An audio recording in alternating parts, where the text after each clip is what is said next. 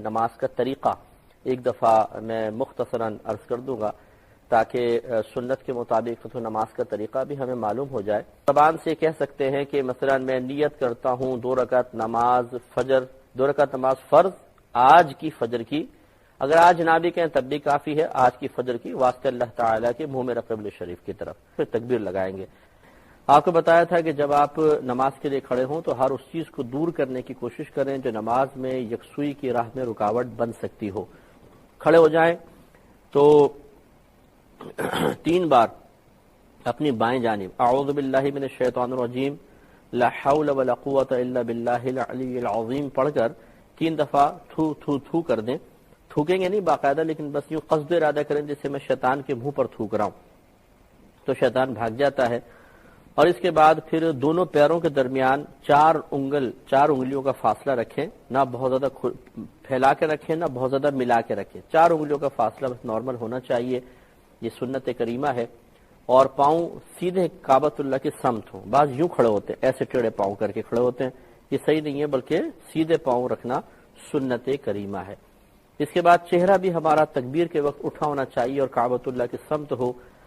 بہنیں جو ہیں وہ جب ہاتھ رکھیں گی تو وہ انگلیاں ملی ہونی چاہیے، اس طرح ہاتھ بس اس طرح رکھیں، یہ پکڑے نہیں، انگلیاں کھولے نہیں، بس اس طرح ہاتھ رکھیں اوپر یہ۔ اس کے بعد پھر آگے قرات وغیرہ کا سلسلہ جو انشاءاللہ میں عرض کرتا ہوں۔ تو ہم نے آپ کو پچھلی دفعہ بتایا تھا تکبیر سے لے کر ہاتھ باندھنے تک کا طریقہ عرض کیا تھا کہ آپ ہاتھ باندھ لیں، اس کے بعد پھر آپ ثنا پڑھیں گے، سبحانک اللہم وبحمدک وتبارک اسمک وتعالی جدک ولا الہ غیرک، یہ پڑھنے کے بعد اور پھر اعوذ باللہ بسم اللہ پڑھیں گے، کیونکہ میں نے آپ کو بتایا اعوذ باللہ اور بسم اللہ پڑھنا یہ قراءت کے تابع ہیں، اور 3 بار کم از کم سبحان ربی العظیم آپ پڑھیں گے۔ اگر عظیم واو پڑھنے میں دقت ہوتی ہے تو سبحان ربی الکریم بھی آپ پڑھ سکتے ہیں، جس کو تجوید نہیں آتی تو بہتر یہ وہ کریم کے ساتھ پڑھ دے، سبحان ربی الکریم۔ جیسے عظیم ہے واو کو تھوڑا سا موٹا پڑھنا ہوتا ہے، 3 بار کم از کم ہے، 5 بار بھی پڑھ سکتے ہیں، 7 بار بھی آپ پڑھ سکتے ہیں۔ اور دوران رکوع ہماری نگاہ پاؤں کی پشت پر ہونی چاہیے، یہ سنت کریمہ، یا اپنے انگوٹھوں پہ رکھیں، یہاں سے نگاہ ہٹنے نہ دیں تو انشاءاللہ وسوسے نہیں آئیں گے۔ لیکن بہنوں کے لیے سمٹ کے سجدہ کرنا یہی مستحب ہے۔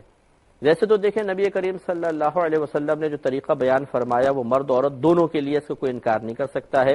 لیکن یہ طریقہ زیادہ سے زیادہ سنت ہے، پھیل کے سجدہ کرنا زیادہ سے زیادہ سنت ہے، جبکہ عورت کے بارے میں اس کے ستر کی حفاظت، اس کے پردے کا معاملہ، اس پہ اتنی سخت وعیدات ہیں اور اتنا سخت شریعت کی طرف سے مطالبہ ہے کہ وہ قریبہ واجب ہے،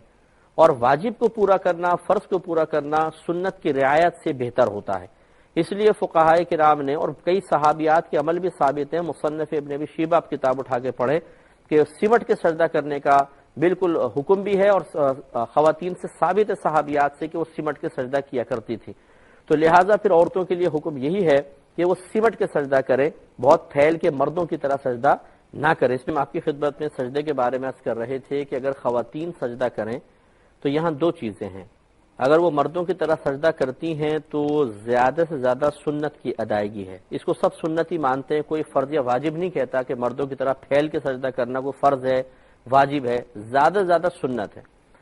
اور عورت کا پردہ کرنا، عورت کے لیے ستر کی حفاظت، اور اس کے علاوہ اور بہت ساری ایسی چیزیں جن میں عورت کی کوئی بے پردگی کا معاملہ ہو، ان چیزوں سے بچنا عورت کے لیے فرض یا واجب کا سا درجہ رکھتا ہے، اور بہت زیادہ اس پہ شدت بھی کی گئی ہے، شریعت کی طرف سے وعیدات بھی بیان کی گئی ہیں۔ لہٰذا جب بعض صحابیات کا ایسا عمل بھی ثابت ہے، جیسے میں نے آپ کو کتاب کا حوالہ دیا کہ مصنف ابن ابی شیبہ میں آپ دیکھیں، اور یہ بڑے پائے کے عالم ہیں، بہت بڑے محدث ہیں، اور امام بخاری رحمۃ اللہ علیہ کے اساتذہ میں ان کا شمار ہوتا ہے۔ انہوں نے اپنی کتاب میں جب اس قسم کی روایات ڈالی ہیں کہ عورتوں نے سمٹ کے بھی سجدے کیے ہیں، تو پھر بہتر یہ ہے کہ خواتین سمٹ کے سجدہ کریں۔ اس لیے بہنیں جو ہیں جب وہ سجدے میں جائیں تو چونکہ ان کا جسم نازک ہوتا ہے، وہ اگر دونوں گھٹنوں پہ ایک دم زور دیں گی تو تکلیف بھی ہو سکتی ہے، اس لیے عورت کے لیے اجازت ہے کہ وہ آرام سے بیٹھ کر پہلے دونوں ہاتھ رکھ لیں پھر گھٹنا رکھ لیں، اس میں کوئی حرج نہیں ہے، اور اس کے بعد پھر وہ اپنی پیشانی رکھیں، ناک رکھیں اور پیشانی رکھ لیں، اور بالکل سمٹ کا سجدہ کریں۔ ان کے لیے اگر کلائی بچھ بھی جاتی ہے تو اس میں کوئی حرج نہیں ہے، کیونکہ سمٹنے میں ایسا معاملہ ہو جائے گا، اور وہ اپنے پیٹ رانوں سے ملا دیں، رانے اپنی پنڈلیوں سے ملا دیں، پنڈلیاں زمین سے ملا دیں اور دونوں پیروں کو ایک جانب نکال دیں،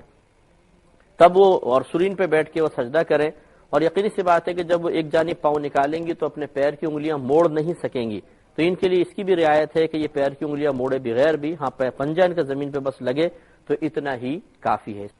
تو آپ کی خدمت میں ہم عرض کر رہے تھے کہ بہنوں کو چاہیے کہ بالکل سمٹ کے سجدہ کریں، لہذا یہ اپنی پیشانی زمین پہ رکھیں، ناک بھی زمین پہ رکھیں، کلائیاں زمین پہ بچھیں اور بچھانی پڑیں گی، کیونکہ جس انداز سے ان کا سجدہ ہوتا ہے ہاتھ اٹھانا مشکل ہوتا ہے۔ اور پھر یہ ایک طرف سرین پر بیٹھ کے سجدہ کریں اور دونوں پیر ایک طرف نکال دیں۔ یہ اس میں حیا زیادہ ہے، پردہ زیادہ ہے۔ ایک عورت پھیل کے سجدہ کرے مردوں کی طرح، آپ اگر کسی کی نگاہ اس پر پڑ جائے، اور ایک عورت سمٹ کے سجدہ کرے تو آپ غور کر لیں کہ ستر کی حفاظت، پردہ اور شرم و حیا کا زیادہ اظہار کس صورت میں ہے۔ تو اس لیے فقہائے اسلام نے، بڑے بڑے فقہا ہیں اور صحیح بات ہے کہ دین کا ایک بہت بڑا حصہ ان فقہا سے ہم تک پہنچا ہے، وہ خدا نخواستہ ایسا نہیں تھے کہ وہ صاحب تقوی نہ ہوں، پرہیزگار نہ ہوں، متقی نہ ہوں، ان میں شرم و حیا نہ ہو اور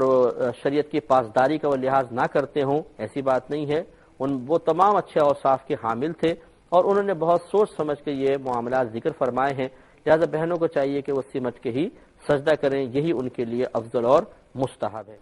اور حالت سجدہ میں انسان کی نگاہ ناک کی نوک پر ہونی چاہیے، یہ مستحب ہے۔ اس پہ انشاءاللہ اس کی وجہ سے وسوسے کم سے کم آئیں گے، جیسے کہ میں نے آپ کی خدمت میں وضاحت عرض کی تھی۔ پہلا سجدہ کرنے کے بعد پھر اللہ اکبر کہتے ہوئے بیٹھیں گے۔ دو سجدوں کے درمیان بیٹھنا جلسہ کہلاتا ہے، اور یہ کم از کم ایک بار سبحان اللہ کہنے کی مقدار ہونا چاہیے۔ تو اللہ اکبر کہتے ہوئے سیدھے بیٹھے، تھوڑی دیر ٹھہرے، پھر اللہ اکبر کہتے ہوئے اگلے سجدے میں چلے جائیں اور اسی طرح سجدہ کر لیں۔ اب اس کے بعد پھر اللہ اکبر کہتے ہوئے دوسری رکعت کے لیے اٹھنا ہوگا۔ تو میں آپ کی خدمت میں عرض کر رہا تھا کہ پہلا سجدہ مکمل کیا، اب اللہ اکبر کہتے ہوئے اگلی رکعت کے لیے اٹھنا ہے، کھڑے ہو گئے، اگلی رکعت پڑھیں، اسی ترتیب کے ساتھ پھر آپ نے رکوع کیا، پھر سجدہ کیا۔ اب اس کے بعد تشہد میں بیٹھنا ہے اور اپنے دونوں ہاتھوں کو اس طرح رکھیں جیسے گھٹنے ہیں، یہ گھٹنے ہوتے ہیں جیسے، تو اس کے کنارے کے اوپر دونوں یعنی انگلیوں کا سرا ہے،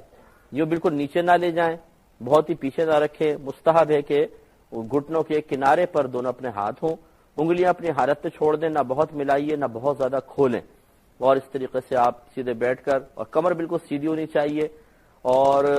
نگاہ گود پر رکھیں، یہ سنت کریمہ ہے۔ اس کے بعد پھر التحیات پڑھیں گے، پھر درود ابراہیمی پڑھیں گے، پھر دعا پڑھیں گے اور پھر سلام پھیریں گے۔ تو جب تک اب تشہد جب پڑھ رہے ہوتے ہیں تو پھر ہم انگلی اٹھاتے ہیں، تو اشہد اللہ پہ انگلی اٹھائیں گے اور الا اللہ پہ گرائیں گے۔ اس کے ہاتھ باندھنے کا طریقہ یہ ہوتا ہے کہ جو آخری کی دو انگلیاں ہیں اسے آپ ہتھیلی سے ملا لیں اس طریقے سے، اور یہ انگوٹھا اور بیچ کی انگلی اس کا ایک حلقہ بنا لیں، اور پھر یہ اللہ اکبر اشہد اللہ الہ پہ انگلی اٹھائیے اور الا اللہ پہ گرائیں۔ اور مستحب اور سنت یہ ہے کہ فوراً پھر ہاتھ کو کھول دیا جائے، مٹھی بند نہ رکھی جائے۔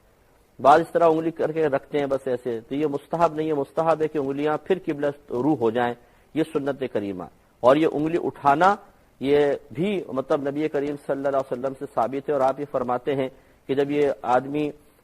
تشہد میں شہادت کے وقت انگلی اٹھاتا ہے تو یہ شیطان کے لیے ایک نیزے کی طرح ہے کہ اس کو اس سے بڑی شدید قسم کی تکلیف ہوتی ہے۔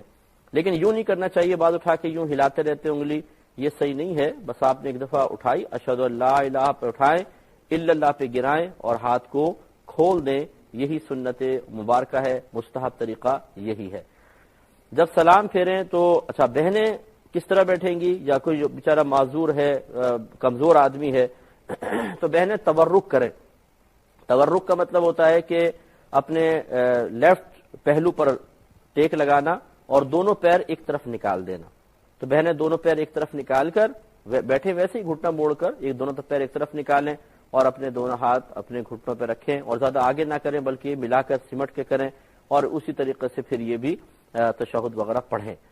آخر میں جب سلام پھیرنا ہوتا ہے تو السلام علیکم ورحمۃ اللہ کہیں گے، اور سیدھی جانب کندھے کو دیکھنا سنت کریمہ ہے، اور اسی طرح الٹی جانب بھی۔